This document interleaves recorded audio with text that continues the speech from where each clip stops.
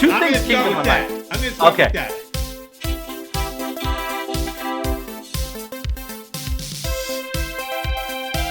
Hi, I'm Obi, that's Ed, and we are Drinking from the Garden Hose, your favorite podcast. Get us wherever you get your favorite podcast. Download us, like us, subscribe, leave comments. We love your feedback. Always leads to great shows.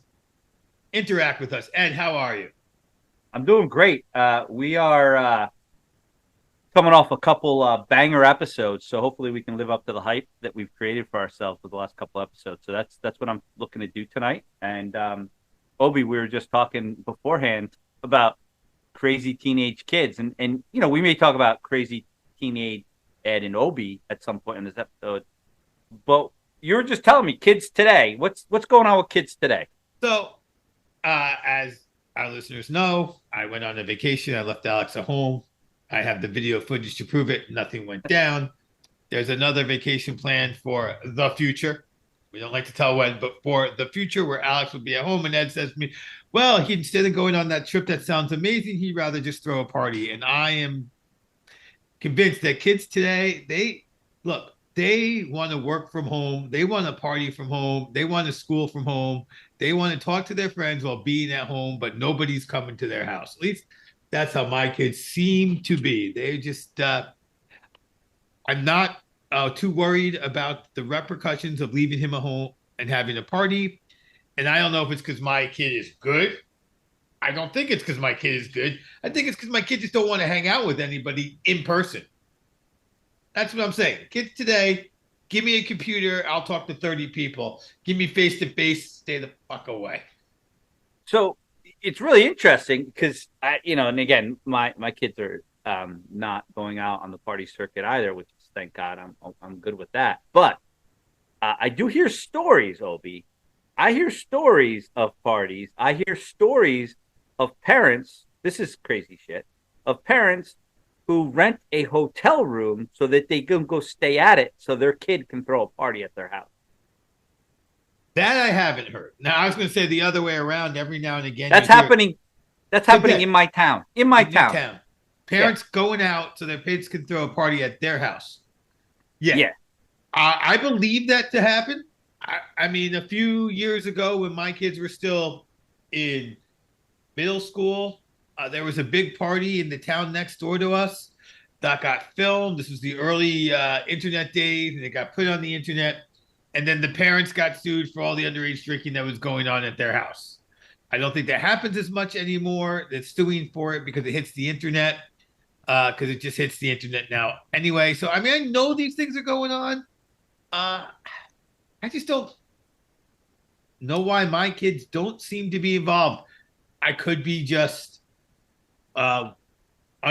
blissfully ignorant, but I think I know enough about his life that I think it's not blissful ignorance.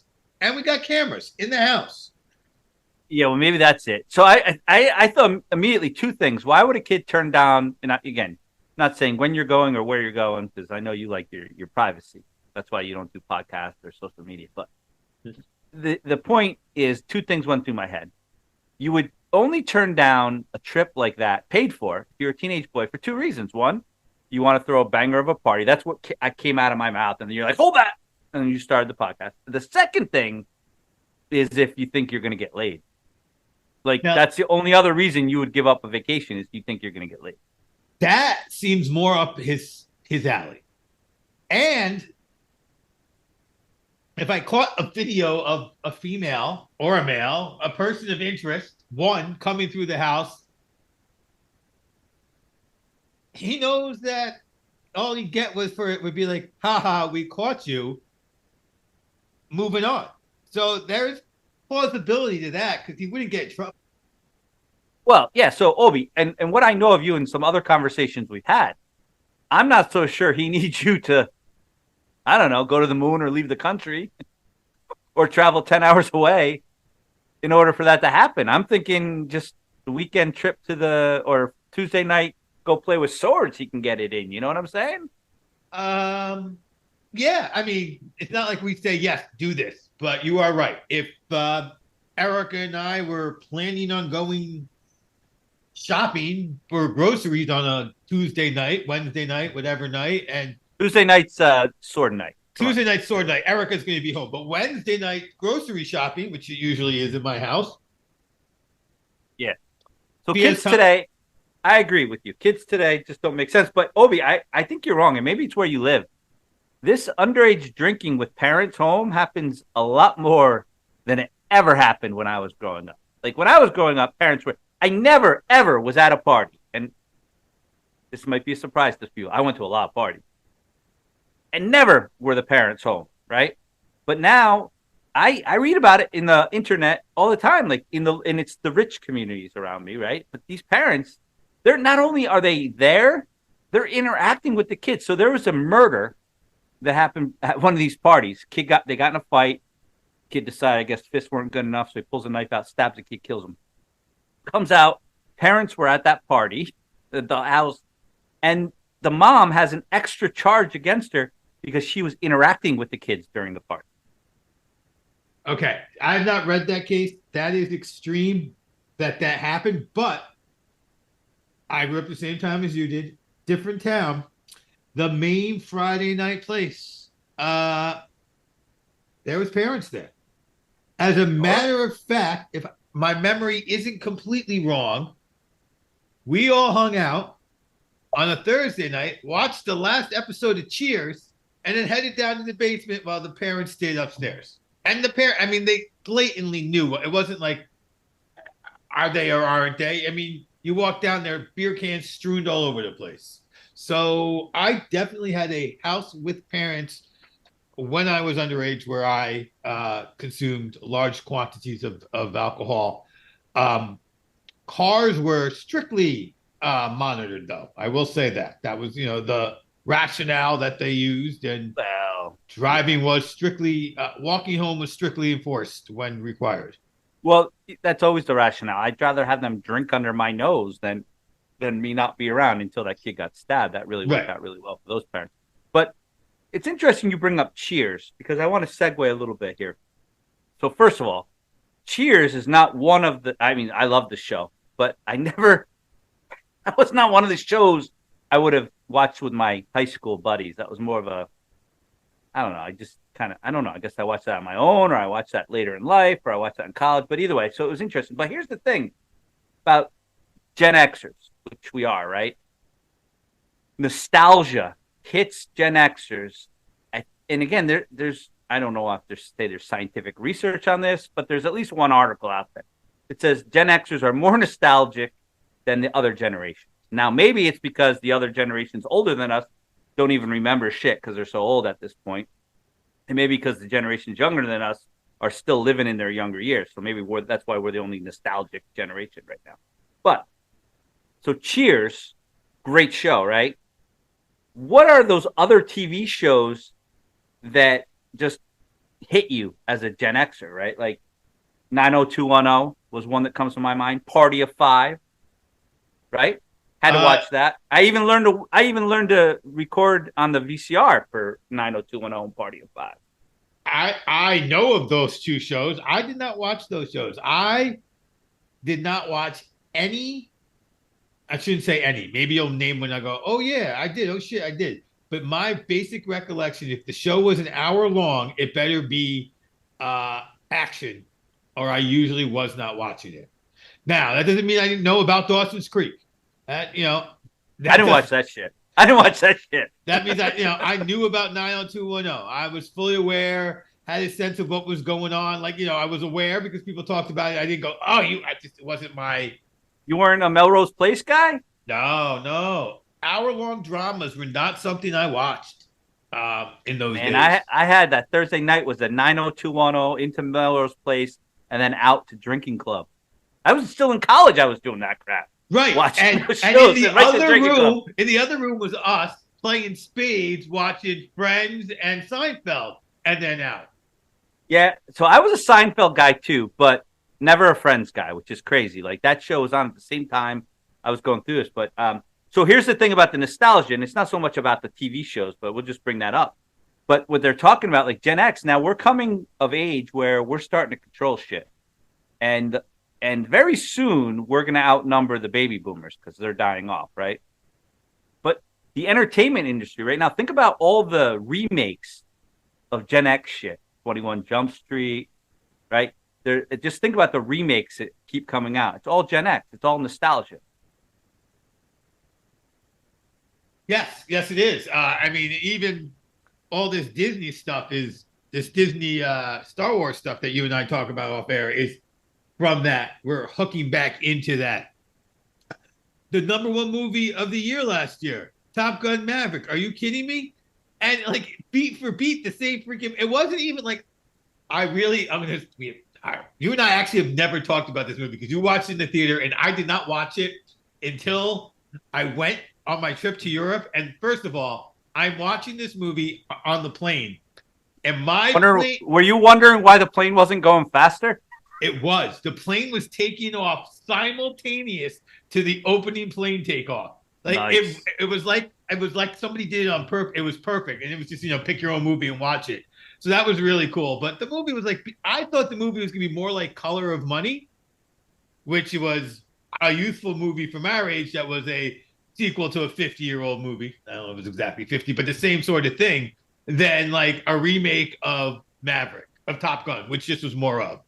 But even that movie, totally nostalgic, cannot be accidental that the run that they had to do was the Death Star run. Like that was not an accident. That was so, Obi, you're onto something here because Color of Money is really interesting. I saw parts of that movie. The movie sucked, I thought. And in the movie that it was awful, like there's no nostalgia there, whatever. It wasn't that huge of a movie, but Maverick, I saw it in the movie theater. I had goosebumps watching that goddamn movie. That movie was awesome. And let me tell you something else about these movies. It's the same thing with Star Wars Force Awakens or whatever, right? I had goosebumps in that movie. I watched that movie and I watched Top Gun. I get home and then I go to the spoilers. It's only then. This is how dumb I am, and this is how wrapped up into nostalgia I am as a Gen Xer, and that our generation is the greatest. It's only then that I read the spoilers do I start to read, it's the same freaking plot as the original. I'm like, I didn't notice that. But now you mention it, yeah, I can see how it's the same freaking story. But maybe that's why I had goosebumps, because I know this shit. Oh. And we can go into the fact that there's like only 33 stories in the entire world. There's a whole thing about that, but yeah, these stories were right on, plot for plot, beat, point, plot for point. Well, Maverick wasn't. Maverick, I mean, there was definitely some of it that was the same, and it was a slightly different story, but it was still Tom Cruise's story as opposed to Rooster's story. Whereas, well, just like at the end of the day, the Star Wars remakes were still Luke Skywalker's story. Yeah. Well, because that's what Color of Money. But Color of Money really was more about the Tom Cruise character than the Fast Eddie Felson. But that's why the movie wasn't as good, because it was you can introduce new characters, but at the end of the day, the nostalgia factor has got to be the same thing. It's one of the reasons why, like, if you watch the 21 Jump Street movie, which was a funny movie, by the way, I think those movies were funny. But to me, what was the greatest part of that first 21 Jump Street movie? It was at the end when Johnny Depp and the Pembroke guy, the Dom DeLuise's son, like the original 21 Jump Streeters were in it. That was the best part of that movie, right? What was the best part of the Chips remake? Great movie, funny movie. But what was the best part? When Ponch was in it. It's the same thing. Like, you give me the old people, I'm going to freaking fall for it every freaking time. I think that, yeah, some of that's true. I don't agree. I think the best part of the 21 Jump Street movies, because I don't remember which one it is when the chief realizes that Jonah Hill's sleeping with his daughter. I mean, that is... Well, I thought you were going to say when the gym teacher, who was the drug dealer, got his dick blown off. No. I'm more into the uncomfortable here. What? So I think, but there's a lot of nostalgia there, right? And so I think some other things, right? So the other day, where am I? I'm at a work function, and of course, we just start talking about back in our day, and we were talking about when computers first came out, and did you go to the computer lab in college? and the internet, and I had a pager. So Obi, I threw a couple things out there: internet, pager, let's so throw cell phones out there, right? Yeah. What do you think back on nostalgically in those? Not you don't have to name all three, but in those three areas, what nostalgic? What comes back? What hits you first? Like when you would page somebody, you would leave your phone number, and then you would have a code, so they knew who you were. Because a lot of times you would page somebody from somebody else's house, right? You're like, I want to reach out to First of all, not everyone knew that pager was a drug dealer. Some people with pagers just thought they were cool and wanted to be reachable. And then you were like, hey, we can always reach so-and-so. But so, yeah, you'd be like, I had a secret code. And now my code is even more nostalgic because every kid learned that 800813 was boobies on their calculator. But if you get rid of the first two 08s, you just use 3180, that's Obi. So I used to, that was my code. So it went all the way back to like 5th grade math class and boobies to Obi. And that whenever I think of pages, I always think I would have my number, leave the phone number in space and 3180. Yeah. So there you go. Yeah. So I got a pager after I got out of college because I got a job where they need to get a hold of me and cell phones really weren't a thing. So I had a pager. And I forgot about this, but somebody mentioned to me, yeah, I had a pager. And remember, you get a pager, you have to like pull over to the side of the road and try to find a payphone to call the person back. Like that's some crazy stuff. Like just even think about the phones that we had, right? So we grew up, we had rotary phones, whatever. They're nondescript, whatever. But then we had the touch tone. Maybe we had a cordless phone and we could like leave the room. That was pretty cool, right? But here's the thing that I was struck upon the other day. We're real good about hashtag this, hashtag that, right? But Obi, when we were growing up, what was a hashtag called? Pound sign. Pound sign, right? I got a great hashtag story. So this was in a 2-year period where the first person I know to get an iPhone got an iPhone. So like I was working in a job for a team in a particular building. So I know, and somebody got an iPhone at that time. So, hashtag was about to become a big word, but it wasn't yet. And so this woman I worked with, she's making a phone call and she's told to hit the hash symbol. And she just hangs up the phone in fear that she called the wrong phone number and she had reached some sort of drug dealing phone number because they were asking about hash. Now, like you say, hashtag everything. Yeah, pound. I mean, forever it was the pound sign. Press the pound sign and then pound 6 or unmute your phone. Pound star 69. 6. Pound 60 was it pound 69? Pound 62? I don't know. Now star we know where 69. Now pound 69. Now we know why Alex isn't going to go on vacation with you. Yes. But that was another one. The star 6 was it star 69? Yeah, star 69 you could call back who called you. Yes. Yeah. Because we didn't have caller ID. Because you didn't have caller ID. Look, so this is crazy. Think about this. And maybe we've talked about this before, but this is crazy. I don't think, how did we ever answer the phone before not knowing who it was? It was like playing the goddamn lottery every time the phone rang. Yeah, you had to answer it. But what about, you can't tell me that you weren't involved with either being, I was not the caller, but we had a friend who had a crush on a girl. And all summer, he must have called her like twice a day and then chickened out and hung up the phone. Because you could do that. You'd be like, yeah, you can't do that shit anymore. Now, actually, you probably go to jail for that because you'd have like 67 hangups. We're like, you called me 67 times this summer. I called the police on you. And they're like, yep, over 65 goes to jail. Yeah, you done. No, I was just afraid every time they talked. Well, and listen, the other problem you used to have, right? You had a crush on a girl. If you got the balls up to call her, her dad would always answer the goddamn phone. Oh, like, absolutely. I think the reason I didn't call girls wasn't because I didn't want to talk to them. It was because I knew the dad was going to answer, and I didn't want to talk to the dad. It was definitely an extra level of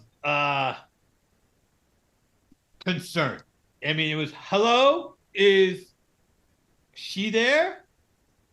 Yes, who's calling? Yeah. Your voice is cracking. You go through puberty. Oh yeah, that was bad. Yeah, yeah. Oh, and you couldn't. One of the advantages though was you couldn't drunk dial because I there was an ex girlfriend who lived kind of close to me, and sometimes I would stumble home, and if I had a cell phone, I definitely would have been calling her. So that was an advantage because Because you didn't you wouldn't call in the middle of the night because you thought her parents would answer. you thought her parents were, yeah, you think her parents would answer, and you know, like as you're walking by the house, and you can't like scream.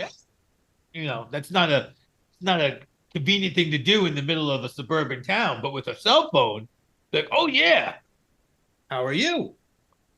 So Obi, I agree. The phone has changed. The kids today, not even mentioning texting, right? Like, which is ridiculous. We couldn't even do that. We had to talk to people's dads. But getting off the phone for a second, I'm going to a movie tomorrow night, and I don't go to the movies that often anymore. And COVID kind of screwed that whole thing up. But now I'm going to go. Nostalgically, I'm going to go see the movie about Michael Jordan from the Air Jordans, of course, because I can't get out of the '80s. But thinking about movies, and I don't know, you got teenagers right now. So do I, but I'm just thinking you got boys. They might be a little more adventurous than my girls. Is it easy to get into rated R movies when you're not 17 now, or is it harder? Oh, it's the same. It's the same. Because Yeah, I remember. I don't remember what movie it was that Sammy, because Sammy was a guy who would arrange for all his friends to go to movies, and he, I think I may have said this before. He would buy all the tickets on Fandango, and of course, round it up from like $17.35 to $18. You know, make a few cents on it. And of course, people are like, I only have a 20. He'd be like, well, too bad. Yeah, exact change only. Right. So, but I remember the first time he wanted to see an R-rated movie, he was about, 16, 17. They probably, one of them had their license, whatever. I said, just buy the tickets and go in. Don't worry, no one's gonna ask you anything. And they just went right in, no issue. I remember being in middle school, going to see Nightmare on Elm Street. I was in middle school, and I was like the shortest kid in school. I was pretty short when I was in middle school, even beginning of high school. And so, of course, I go up to buy the ticket to Nightmare. I'm telling you, I was probably 12 or 13 years old, and I'm going to buy a ticket to Nightmare on Elm Street. And all my friends had already gone up. They already got their tickets. And the freaking woman says, "No, you're not 17. I'm not selling you the ticket." And I was like mortified because I knew all my friends had already bought tickets. But now I'm screwed. And by the way, how the hell was I going to get a hold of my parents? They didn't have a pager. I was going to sit outside this movie theater for an hour and a half by myself, right? So I was like mortified. This was terrible. And I never forget, like this girl who's in the same grade as me says, "Oh, I'll buy your ticket." So I give her the money, and she goes up and buys the ticket. And I'm like, "Are you freaking kidding me? Like, we're all 13 here." And I don't know. But anyway, I got to see Nightmare on Elm Street, but I don't know. The whole thing was crazy to me. I remember, I think it was Shocker was the movie we were going to see, which was a rated R horror flick.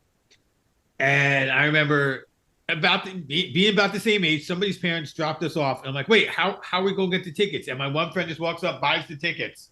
And then I'm like, oh, that was easy. And then I never worried about it again. But I mean, I don't think I was probably a little older than you because I certainly wasn't like tiny. And one of the dudes I was with I can't remember him not being 6 foot. So, it probably made it a lot easier, but still, yes, totally. Yeah, you're right. Your story, by the way, is the one guy who doesn't get into a rated R movie. And then it was still like, hi, my younger sister will buy the ticket. Is that okay? Sure. Yeah. Well, so the kicker is, it's like going to a bar where, like, if the bouncer lets you in, like the bartender still has discretion to tell your ass that he's not going to serve you, right? Right. But the ticket taker was like, "All right, sure, fine, you got a ticket." Yeah, right. I was so nervous going to that ticket taker. He's like, whatever. Yeah, I mean, first of all, the people who work there aren't all 17. Well, maybe no, I didn't know them, so maybe they were. I don't know how old they were, but right. It was hilarious that this woman. I'm just thinking back on this story, like this woman who was an old. Well, by the way, I say she was an older woman. She was probably in her Probably early 30s. I thought she was an old lady, but probably in her early 30s thinking about it, right? She's younger than my daughter is now. Yeah. But meanwhile, she decides, I'm telling you, there was like 20 of us. She decides to draw the line with me. It wasn't like there was a lot of ticket taking, like people tell them. Well, there might have been 2 people. But either way, why draw the line with me? I'm telling you, Obi, it was like the worst 2 minutes of my life. The 2 minutes that I realized I was going to be sitting at the mall by myself. But here's the other thing. That person, this is the decision that they made. And I'm not saying they're right or wrong. I'm just saying imagine them making this decision today. They had a choice. Let you see a movie that you may not be old enough for with a bunch of people, or make you be in the mall alone. Nobody would make you be in the mall alone today. They'd be like, here's the ticket. Sorry, I can't tell you that ticket, but here's the ticket to the PG. Let me just give you. Like, they were like, oh, bad kid, you're stuck in the mall. Yeah. All alone, no contacting your parents. Well, first of all, I probably wouldn't be allowed to be stuck in the mall because I think you got to be 18. There's like curfews because of the fights and stuff. But here's the other thing, and you know this damn well too. Like I certainly, you notice how I'm only talking about I'd be stuck in the mall because I wasn't walking home. You know why I wasn't walking? Not because I wasn't lazy, but because a white van was going to stop and pick me up and like take me off to Mexico. I was going to get kidnapped, like stranger danger, man. We were so brainwashed that a white van was going to kidnap our ass that I wasn't walking home after dark. No way. Yeah, by myself from the mall. No way. I think the kids are just as stranger danger, if not more so now than they were then. But the kicker is stranger danger is not even a real thing unless they're shooting you, right? Like that's a real thing. But as far as getting kidnapped or sexually molested, it's really people you know. Right. It's like, really it's really buddy dad's danger. Yeah. Or your uncle or your pastor, right? All that stuff, right? But so one other thing, Obi, nostalgia that I got to bring up that I don't think other generations had to deal with. Even the younger generation today, we're joking about your son. You know, maybe that's why he's not going on vacation because he's going to try to get some action. We're the only generation that grew up afraid to die from sex. Not one other generation ever had the fear of dying from having sex drilled into their heads. Think about it. HIV was a real thing now. Don't get me wrong. I'm not minimizing it. But when we were growing up, we were told if you have unprotected sex, it wasn't even about getting a girl pregnant. You will die. You will die. You will die. Oh, and by the way, it's going to be a quick death. It's going to be a quick death, and people will probably make fun of you for it. 2 years. That's what you got. You got HIV. 2 years. See ya. Bye. Yeah. So we really didn't have fun as teenagers. No, because we were going to die if we had fun. Well, that's why we drank so much. That's why our generation drank more than other generations because we had to be drunk because we were going to die if we had sex. So might as well not remember why we're dying. That's right. Yeah, so I'm not so nostalgic about that, but it does burn my ass that these generations today, these kids today, they're not afraid of dying. Why did I have to grow up afraid of dying? Of sex. They're afraid of dying in school. We're afraid of dying from sex. Well, that's a great point. I went to school every day, knew I wasn't going to die because I wasn't getting laid there. I never worried about dying at school because ain't no girl wanted me there. It's a good point. Is the safest place I could be. There's no sex. Wait, there's 20. How many girls? 20? Oh, I'm safe there. Nope, not dying tonight. Hey, look, we're going to a party. There's girls. Yep, not dying tonight. Hey, it's all dudes. Well, I guess I'm, not that there's anything wrong with it, but I'm going to be safe. Oh, I was going to say, well, somebody might hit me. Wait, and there's no dudes driving a white van? I'm good. That's the stuff we had to worry about. But anyway, that's the points I had to make tonight. I think you covered a lot of good points. We discussed our television shows. I mean, you didn't mention my favorites growing up. Like I told you, I like the Hour Adventure. So you left off Knight Rider. The A-Team, Miami Vice. Those were my shtick. Yeah, so I loved all those. And by the way, A-Team remake, Miami Vice remake. Knight Rider should have a remake. They had a remake. Had a remake television show, Knight Rider 2000. Right, but they should have a movie with stuff that's funny. So I like where Kit runs over Michael. That'd be funny. I tried to watch on Netflix Knight Rider because it was there. I think it was Netflix. Whatever, it doesn't really matter. We're not getting sponsored by anybody, so fuck you. And I put it on. Knight Rider was the most melodramatic shit. I was like, what the hell? Like, I just remember watching it with a car and him trying to hit on women in action. It is all melodrama. Yeah. So here's the thing. This is why I know it's nostalgia, by the way. This is why I know it's nostalgia. Watch Knight Rider, watch Chips, watch any of those shows on Netflix or Prime or whenever you can get. They suck, actually. They suck. They actually suck. Like, you can't watch, you're not going to watch them again. Like, you watch, like, hey, look, nostalgia, but they suck. That's why when they remade them, they all remade them into these slapstick comedies because that's the only way they're actually watched.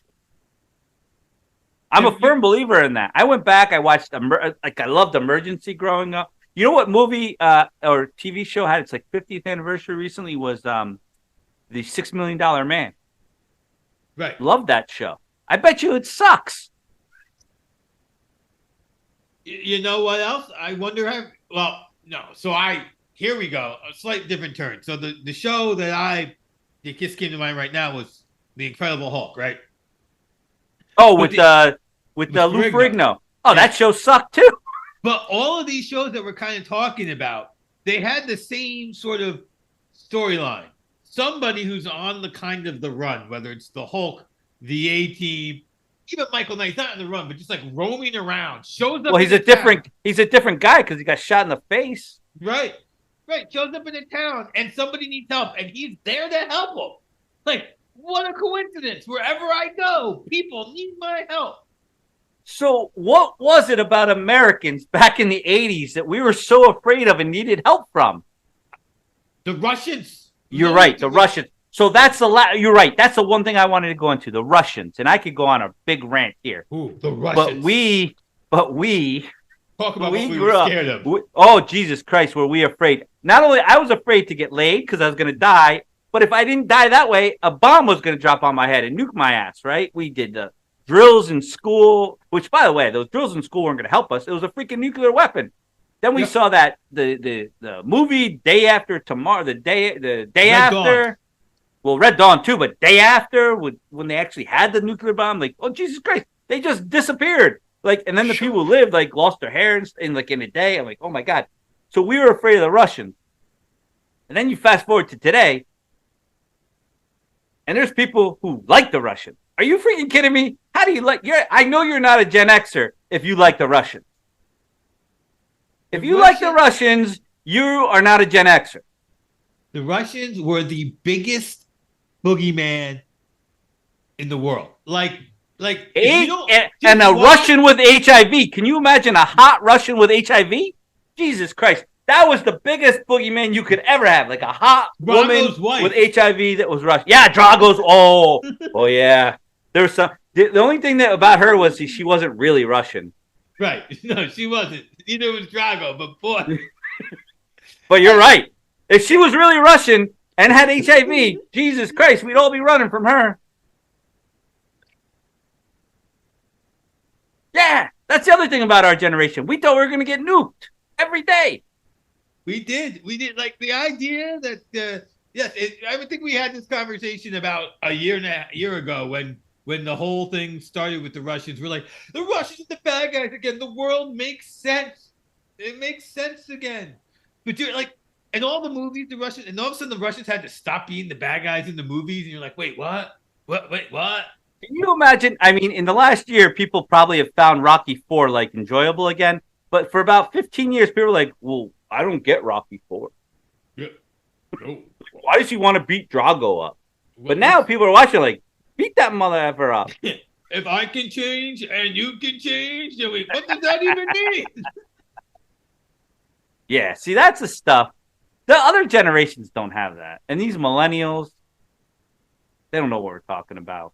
Well, they don't have it yet, but I do feel like a lot of the I guess we're behind the boomers. Like a lot of their stuff didn't as much as our stuff stand the test of time. Like we've talked about this before. Like I was looking at the Billboard top #1 song by year, and like it starts in the late 40s, and 40 through 62. You ain't never heard of these songs at all. Like the songs don't even matter to 1962, and their television. The first television show, you kind of go back and you think about, okay, there's Bang Zoom to the Moon, but it's like Taxi and MASH. That's when TV starts to matter. Like it's kind of like think Obi, I think you're going on to a whole other episode because music. I was going to go music, but I was listening to 80s on 8 today because yes, I'm old and I'm a Gen Xer, and the Go-Go's came on. We got the beat, and I was just bopping out to that song. Now listen, that song sucked. I'm sure it sucked, but I'll tell you something. I turned it up. I listened to the whole goddamn song, and there is not a song from the 50s that's that good. There's not one. I'm sorry, but boomers lose. Silent Generation, the reason it's called the Silent Generation is because I don't think they had music, and their films were silent. So they didn't have, so anyway. We have the Go-Go's.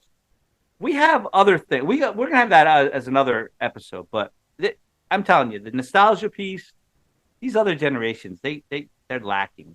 That's all there is to it. They are lacking. They're slackers. They ain't got nothing.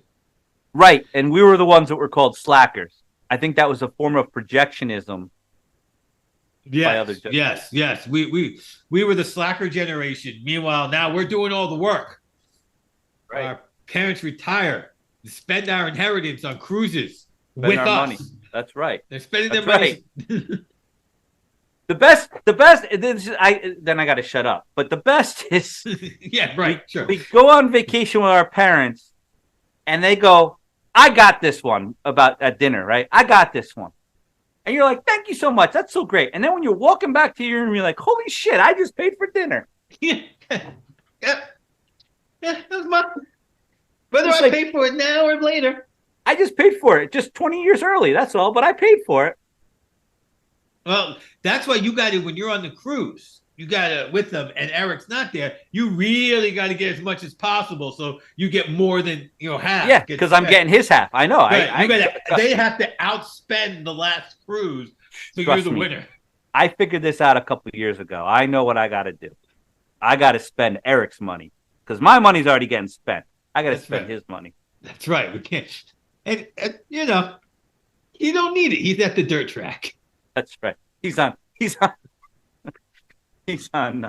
her redneck vacation. That's going to be a whole new, we could do a podcast episode on redneck vacation too. We got a lot of podcast episodes coming out of this one. We should probably cut this one short, but we could talk about redneck vacation and dirt slinging at another time. And that other time, guess what? We're going to suck because the charm is that we suck. I'm Obi. That said, we are drinking from the garden hose. Talk to you next week.